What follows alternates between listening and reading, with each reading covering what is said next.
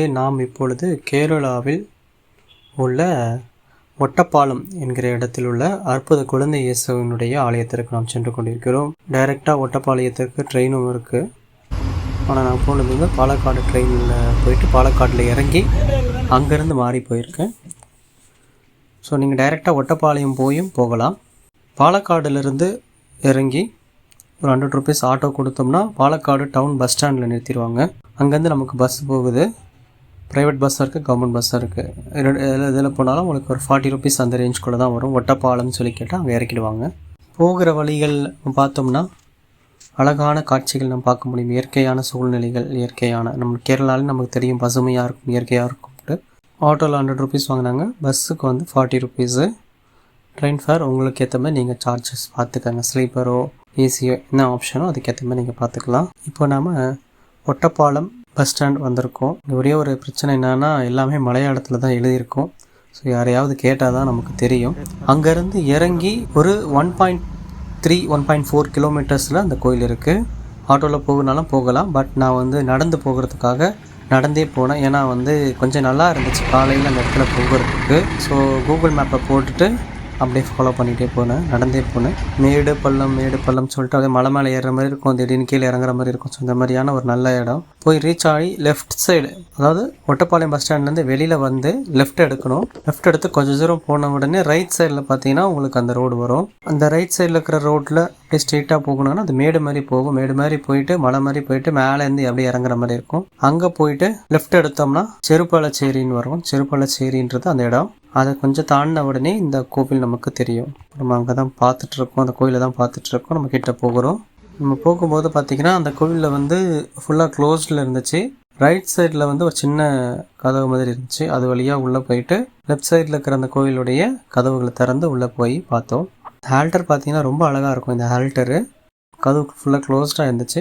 Left சைடில் வந்து நமக்கு வந்து செயின்ட் செபாஸ்டினுடைய ஸ்டாச்சுவும் யூதா ததையோடைய ஸ்டாச்சுவும் இருக்குது. ரைட் சைடில் பார்த்தீங்கன்னா நமக்கு செயின்ட் ஜார்ஜோடைய ஸ்டாச்சு இருக்குது. மேலே பார்த்தீங்கன்னா உங்களுக்கு எல்லா புனிதர்களுடைய, அதாவது எல்லா புனிதர் சொல்லிட்டு மேலே பார்த்தீங்கன்னா புனிதர்களுடைய கண்ணாடி பெயிண்டிங்ஸ், கிளாஸ் பெயிண்டிங்ஸ் இருக்குது. நம்ம ஸ்ட்ரெயிட்டாக நம்ம ஆல்டர் நோக்கி வரும்போது லெஃப்ட் சைடில் பார்த்தீங்கன்னா அந்தனோட திருசுரூபம் இருக்குது. ஆல்டர் பாருங்கள், கொஞ்சம் அழகாக இருக்கும் ஆல்டரு. ஆல்டரில் லெஃப்ட் சைடில் அற்புத குழந்தை இயேசுவினுடைய சுரூபமும், ரைட் சைடில் சூசையப்புறம் மாதாவுடைய சுரூபமும் இருக்குது. அங்கே குழந்தை சுரூபத்தை போவோம். இந்த அந்த அற்புத குழந்தை இயேசுவினுடைய திருசுரூபம்.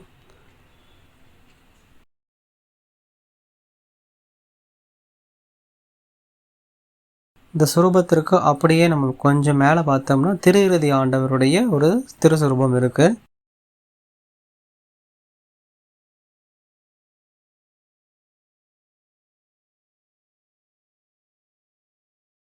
இந்த ஆல்டரில் பார்த்தீங்கன்னா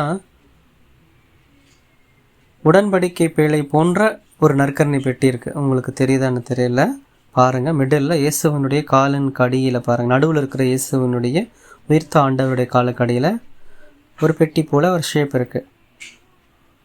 அது பாருங்கள், உடன்படிக்கையினுடைய பிழைகள். ஆல்ஃபா ஒமேகா சிம்பிள் இருக்கும். மேலே 2 ஏஞ்சல்ஸ் இருப்பாங்க. உடன்படிக்கை பெட்டியை போன்ற ஒரு உருவத்தில் வந்து ஒரு நற்கரணி பெட்டி இருக்கிறது. லெஃப்ட் சைடில் இயேசுடைய பாடுபட்ட திரு ஓவியமும், ரைட் சைடில் இரக்கத்தின் ஆண்டவருடைய ஓவியமும் இருக்கிறது.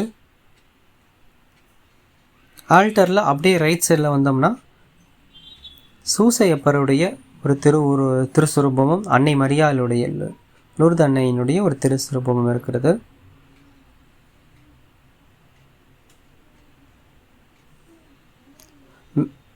இந்த சுரூபங்களுக்கு அப்படியே மேலே பார்த்துக்கினா அன்னை மரியாளுடைய இடைவிடா சகாய மாதாவினுடைய ஒரு திருசுரூபம். இந்த ஆலயம் வந்து 2016ஆம் ஆண்டு வந்து கட்டப்பட்டது. சுல்தான்பேட் டைசஸில்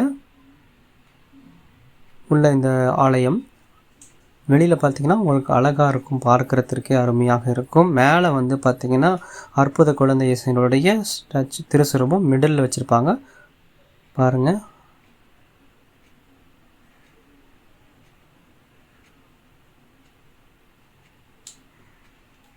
நல்ல ஒரு அழகாக இருக்கும். அந்த கோயில் உள்ள நம்ம நுழையும் போதே ஒரு அருமையான ஒரு சூழ்நிலை. இது கோவிலினுடைய ஒரு கொடிமரம். வெளியில் பார்த்தீங்கன்னா ஆரோக்கிய அன்னைக்குன்னு ஒரு கெபியும் இருக்குது. இந்த ஆலயத்தில் உங்களுக்கு கவர்ந்த விஷயங்கள் ஏதாவது இருந்தால் நீங்கள் கமெண்ட்டில் பதிவு பண்ணலாம். என்னை நீ மகிமைப்படுத்த நான் மென்மேலும் உன்னை உயர்த்துவேன் என்று சொன்ன குழந்தை இயேசுவின் ஆலயத்திற்கு உங்களை அழைத்து வந்திருக்கிறேன். இந்த குழந்தை இயேசுவினுடைய இந்த ஆலயத்தினுடைய வீடியோ பதிவை மற்றவர்களுக்கும் நீங்கள் அனுப்புவதன் மூலமாக குழந்தை இயேசுவை நீங்கள் மகிமைப்படுத்துகிறீங்க. அது மேலும் நீங்களும் ஆண்டவர் உங்களை மென்மேலும் உங்களை வழி நடத்துவார். மரியே வாழ்க. இயேசுவுக்கே புகழ். மரியே வாழ்க.